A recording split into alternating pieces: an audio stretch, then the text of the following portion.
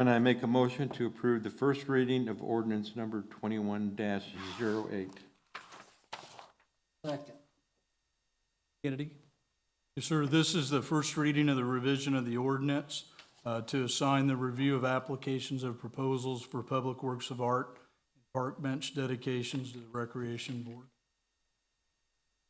Questions? All in favor, raise your right hand. Mr. Skinner isn't here. I believe you are on his committee. I am his vice chair. I'll read these. I make a motion to approve the request for a rezoning from R1 to PUD for property located at tax map 069 parcel 097A, subject to the condition that the Wrights Farm major PUD revision is approved, reflecting the additional property in this application. A second motion that goes with it, so this is by itself. Second. And now, Ms. Kay Jones wanted to speak on IB2, not 2B2, That's the next one. the next one, so would it be on this one? All right. Motion on the floor. Explain. Yeah, so this is a request to rezone the portion you see here to PUD. This is currently next door to Wrights Farm. Next motion you will hear will be to amend the major PUD for the existing Wrights Farm. So basically, you're voting to combine this parcel with this parcel for Wrights Farm as a whole. It'll add about 27 homes to this development. So that's two motions. You're currently voting on rezoning of this parcel. Subject to the second one. Right. Questions? All in favor, raise your right hand. All opposed? Carries 3-1. I make a motion to approve the request for a major PUD revision to property located at tax map 075 parcel 098 and tax map 069 parcel 097A to revise the concept plan for the Wrights Farm PUD subject to the conditions enumerated in the November 18th, 2021 Planning Commission report. Second. Jones? Next one. This is still the first item. There was two motions for one item, and so she's on the next item. Okay.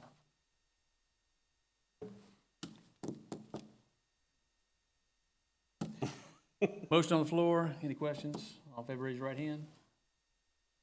Motion carries. Ms. Jones, okay? Are you here? After all that? Dog. Shall I continue? Sure, I'm fumbling every ball there is to fumble tonight, so. I make Kinda a look like the motion. Georgia offense.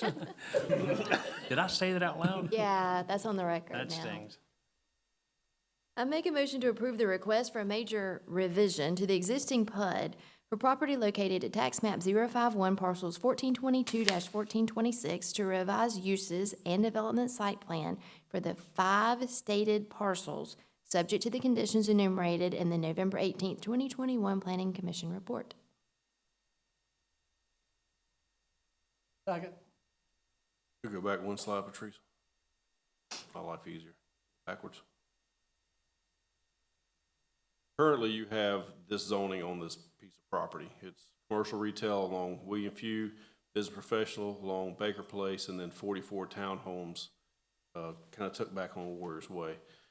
What you're voting on tonight is they have given us an actual plan for this zoning. So they are showing us what they plan on building on this zoning. You're not changing zoning, you're approving what's being built on this current zoning. And the question dealt with traffic. Yes, sir. There was, the original plan they brought to us had a lot of driveways in and out of this parcel. The conditions that the planning commission placed on here limited them to one access on Baker Place. There's already an existing access for Warriors Way. It also gives them one full access driveway on William Few and one right in, right out on William Few. Now, those arrows might not be the exact location, but they know they have to come in and get that. When they do build their entrances, their full access entrance, they will have to have turn lanes. The one on Baker Place is right in only, so there will be no left-hand turns coming off of Baker Place in this new driveway. That summed them all up. I got them right here. Single right and right driveway, full access. Yep, I think that's all of them.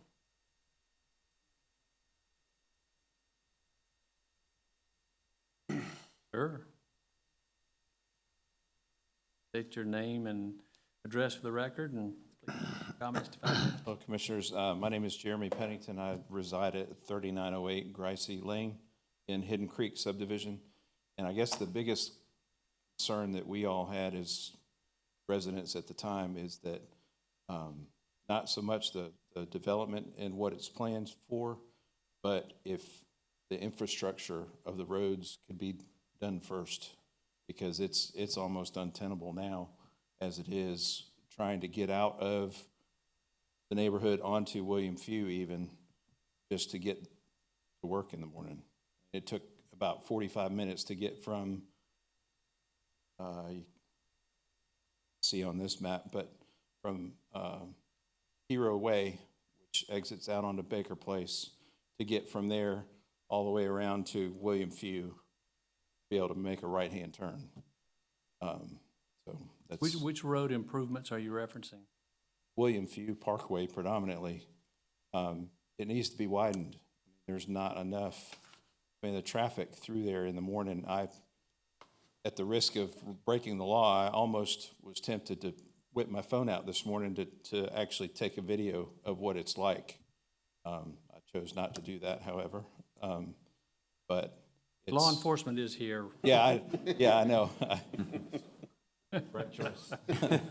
So, you know, again, it's not an argument against the development. It's just a plea to please let the infrastructure come first, because it's almost untenable right now as it is, and it's only going to make it worse, I believe, with the additional homes being done before the widening of the road or what have you. Titus, can you address, are there plans on that area? Timeline. A timeline that could possibly, because I haven't heard any comments. Currently, That they're happened. correct. There are no plans in place now to widen that location. So, Titus is correct. There are no plans to widen all of William Few. We are working on widening project at Chamberlain Road. We're also working on funding for additional relief off of Baker Place and Chamberlain Road to eliminate all that all that traffic heading towards William Few Parkway. So there are other things we're working on. We do not have a funding source to widen William Few Parkway. That's a $30–40 million job. We just don't have the $30 or $40 million to do that. Right, So but we're looking- what has been approved by the state? What are we working on? We are resurfacing. Actually, you will be voting on Tuesday to move to full commission for the 21st, a resurfacing project out here to actually pave all of William Few Parkway from Chamberlain Road down to Columbia. Well, then, next phase will be from Columbia all the way to Washington Road. We'll do that in the spring of next year. The resurfacing has been approved. Widening at this time has not been approved. Turn lanes, anything? This project will require turn lanes on William Few Parkway. If it's to move forward, one of the conditions is they are required to put in turn lanes.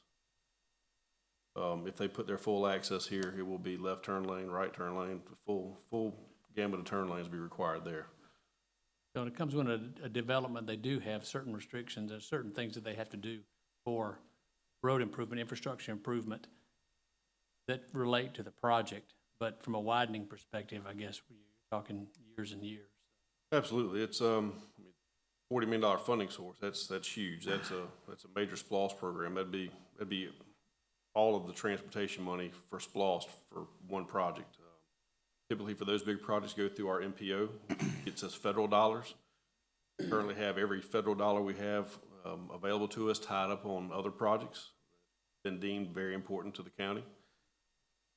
So it would require us going for money down the road. It's probably, for a full widening project, 15 years at the earliest, just to get the funding to do it.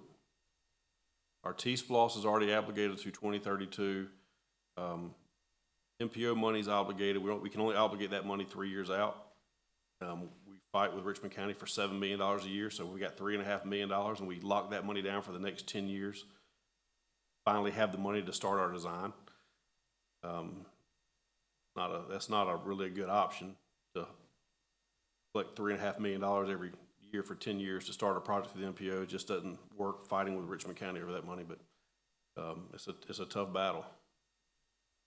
Also, when you go through MPO, you just don't get to say, we're gonna make this a 5-lane road. You have to go through a lot of studies that show that there's a demand for that 5-lane road for more than 2 hours a day. And I understand the problem. I've been out there, and I've driven it. It's rough. Do it. That is the problem. 2 hours in the morning and 2 hours in the afternoon, you go out during the middle of the day and it's Blowing.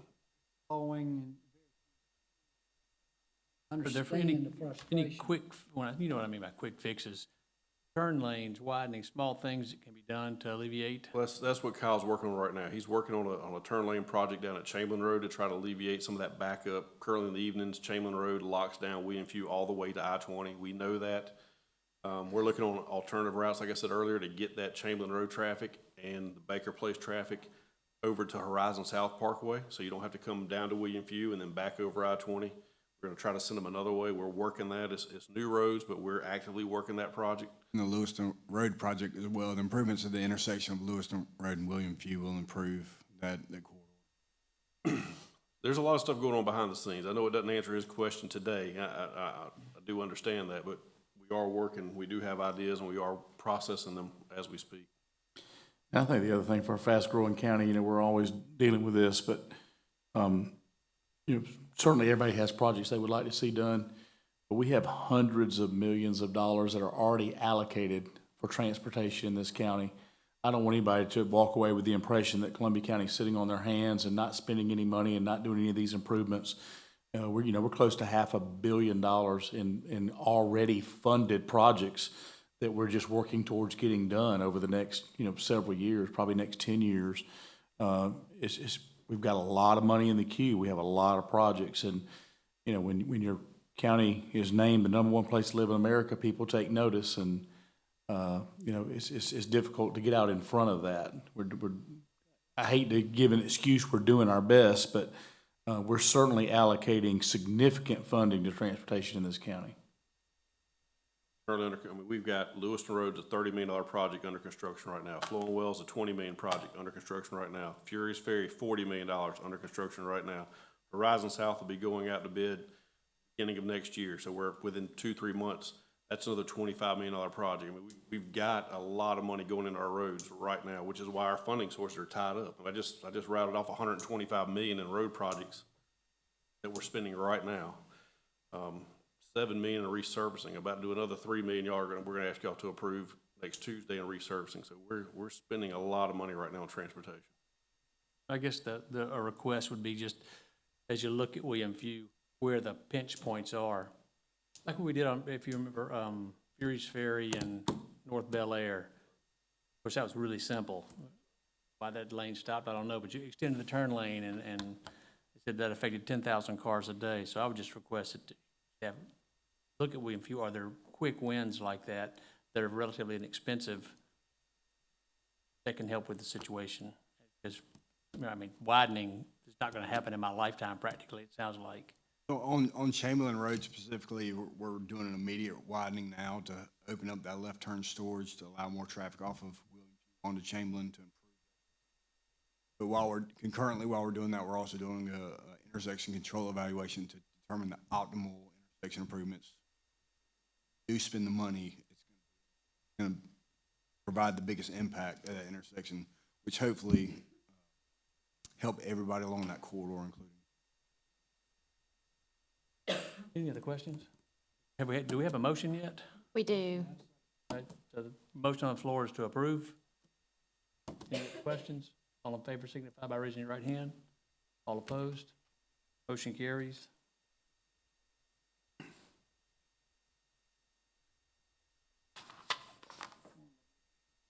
Yes, sir. Make a motion to approve the first reading of resolution. Establish the street light district, Crawford Creek.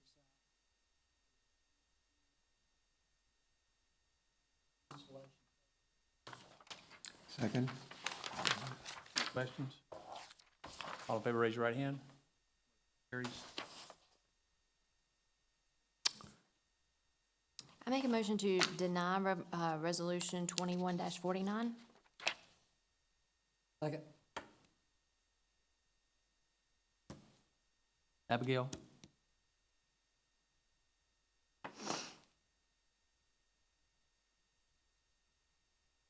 Chairman, Commissioners, thank you for letting me come to speak to you this evening. My name is Abigail Caffey, and I am the chairman for the school board of the School for Arts Infused Learning. As you know, we are a state commission charter school that is in Columbia County.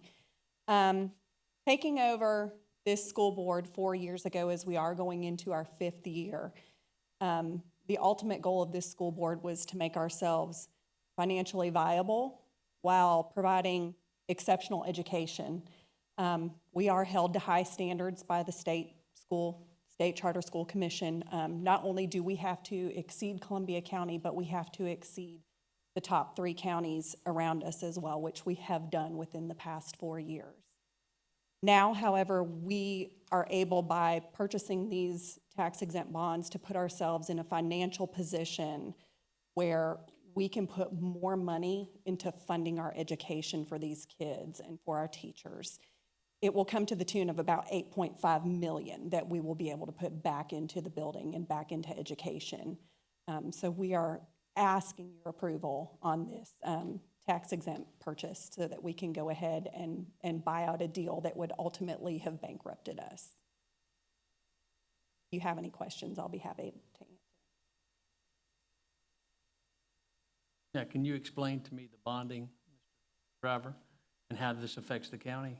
Yes, the county is involved simply because there's a federal regulation, IRS regulation that says that the county, the applicable county or government has to approve, which is y'all.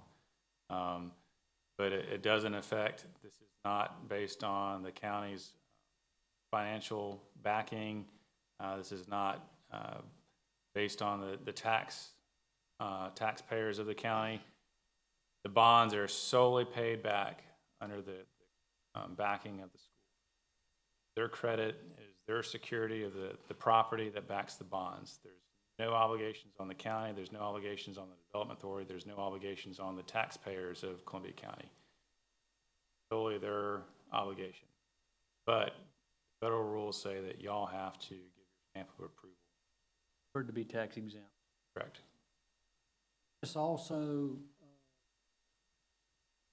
same process, can any 501c, is that correct? This is financing that is for nonprofits for their facilities. There's some limitations, but in general, yes, this is for multiple. This is the first time we've been asked for this, and this is doing it, but opening out there, is that correct? This is the first that I know of. I can't say it's ever been asked before. Whether or not it opens a can of worms, I couldn't say. I know that I've been doing this since 2005, and no one's cared to open the can of worms so far.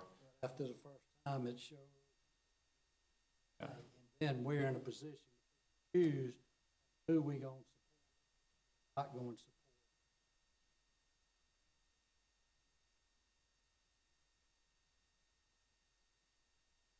And based on what I understand, no liability within the county, so Correct. opposite of yours. So in effect, this is null effect to the county in any regard, and it's really a box check. Yeah, I mean, the only Process. effect I think it would have as a county is an effect on every taxpayer in the nation of who pays taxes and who doesn't pay taxes. But other than that, there's no specific obligation on the county now. Helping them fund their bonds tax exempt. They'd be saving a lot of money by doing it this way versus financing, correct? You made a comment in your comments that without these bonds, potentially you'd be bankrupt. Did I hear that correctly? So absolutely. When the school first opened, I'm sure you all aware the school has went through quite a change in its first year that it was open. The State Charter School Commission does not give us any money for facilities. So we essentially have to raise all those monies ourselves, or we have to go through a separate entity to either build those facilities or use an existing structure for a facility. Once they went through this first process, obviously it was a structure that was a 30-year amortized. The interest would raise every year. It would be an interest-only loan, so the school would never own the building the whole time that we were in it. And with those escalating interests going up, you know, every year, eventually the school would run out of money. You know, we operate solely on what we are given federally, other than what we are allowed to raise in grants. So we are given the FTE count that is given from the state per each child. However, they give us a little bit more autonomy in raising private funds or grants to help fund other things that we need with the school. So at the rate we were going, if we would have continued in that rate and those escalating interest rates up to 12.5%, yes, we would have initially gone bankrupt. In the past 3 years, we have cut our budget as lean as we've been able to cut it. We went from a school that had 4 days cash on hand to over $4 million in the bank right now. So we are definitely looking forward to moving forward and financially making this a healthy, viable school for the students and the teachers that work there.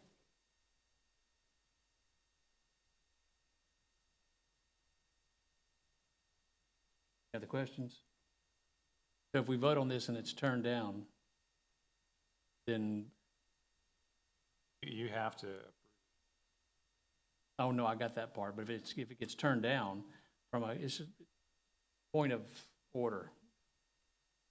Come back the next meeting, how does that work? Or is it out for 6 months? How does that work? you'd have to have another tougher hearing, but I think they need to have this happen before the end of the year. I do think that if you wanted to push it to the next meeting, I think that timing's still, rather than deny, if you wanted to table it, or if you wanted to deny it and then you change your mind, I guess you could go back again. But recommend. Consider changing your motion to table it to the next meeting? No. Can you explain to me why you're opposed? Part of it is going to be a little hard to explain to our constituents as to how in the world it is possible that our signatures are needed on something if we don't have any responsibility, any liability. Yeah, I can't imagine if a politician tried to tell me, yeah, we signed it, but we're not on the hook.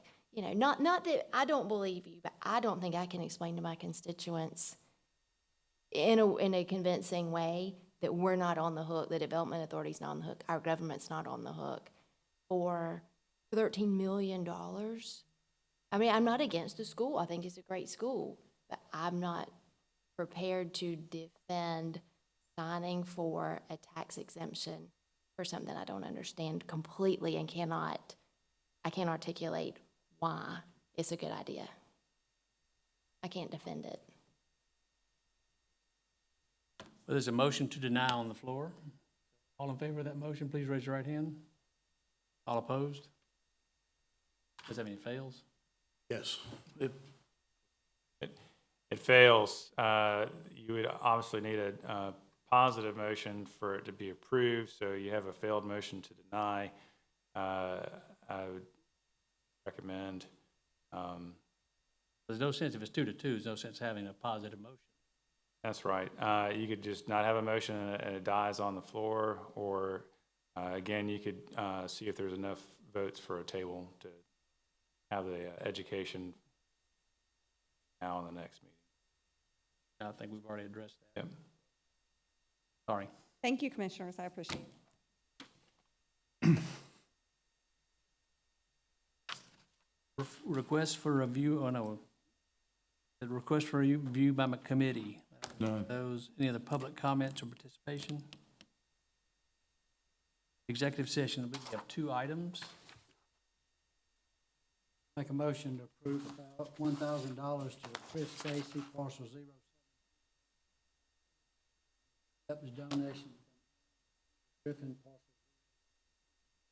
545, Kimberly Tartar, parcel Herbert and Marie. 398. Paul and Sarah Paul, 073.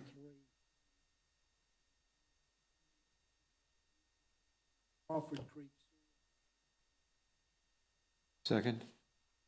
Can I get a clarification on that? I probably heard it wrong, but what was the amount for Chris Casey? Thank you, Mr. Vice Chair. Okay. Motion second on the floor, all in favor, raise your right hand. Carries. Make a motion to accept the donation from REB Investments LLC, parcel 082D 082D for permanent and temporary easements for the Kelly Branch 2 project. Second? Explain that, Matt. This is a Kelly Branch 2 project. I believe this is a sewer line. A sewer line, so we're getting donations from the property owners, allow us to run this new sewer line. Any questions? Right hand. Motion carries. Nothing else to come before the commission. Is there any other motions? Mr. Chairman, I move that we adjourn. Second. Favor, raise your right hand. You're adjourned.